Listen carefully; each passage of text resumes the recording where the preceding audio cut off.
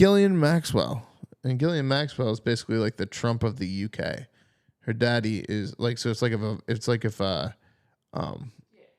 what's her name? Ivanka, right? Ivanka's the daughter? Yeah, so it's like if Ivanka came over and was like, hey, yo, Jeffrey Epstein. But Epstein's in the U.S.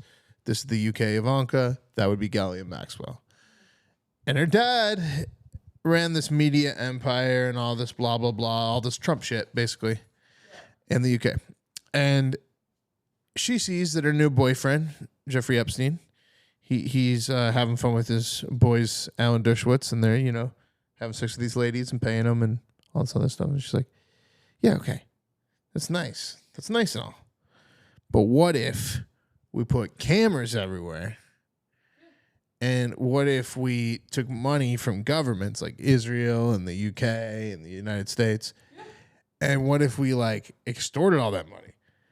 And then Jeffrey was like, that sounds crazy and complicated, lady. You need to calm the fuck down. And then Ghislaine Maxwell, as any woman says, she goes, don't tell me to calm down. And then the second thing out of her mouth is, I will do all this for you. And basically, she creates it all.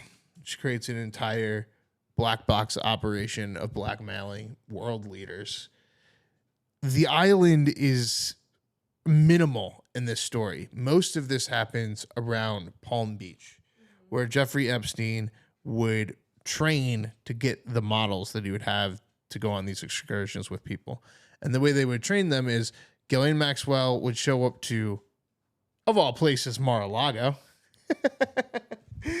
And she would look at little girls, 16, 15-year-old girls, and say, hey, are you interested in being a masseuse?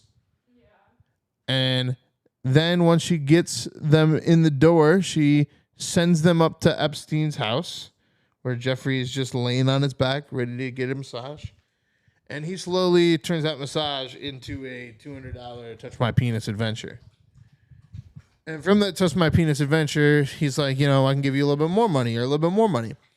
And the thing with Ghislaine Maxwell is she's a genius because she realizes money does a lot, especially for sexual assault victims. Okay, yeah, sure. I actually know this part of the story.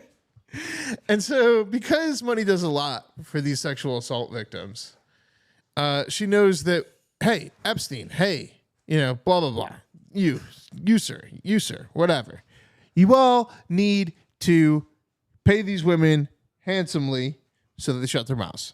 And so basically, we get a bunch of $200, $300 masseuse rubs in Palm Beach that lead to an arrest later on. Let's see, what else we got here? Oh, the money is all being funneled by a guy named Lex something, basically like Lex Luthor or something like that. He's a Jewish man tied to Israel. It's all to me. It seems like Epstein is a really creepy dude who had a girlfriend who happened to be a world-renowned daughter of a spy. Also found out the show Succession is kind of built on these guys on Maxwell and Robert Maxwell and all this craziness and stuff. But yeah, he got tied up with this lady who had a lot of money, a lot of extortion, all that stuff. And she used his perversion, his sexual perversion, the thing that she knew that he wanted, to extort the world and become, the power. It's a tale as old as time. The lady grabs your penis and she says, hey, do these things. And then you do them. The thing that I will say, though, is that in the case of Jeffrey Epstein, man was pretty much a creep before and is a creep after. But there's also other creeps that we need to remember. And those creeps are this Lex guy, which I can't even remember his name now. What's his name? Lux.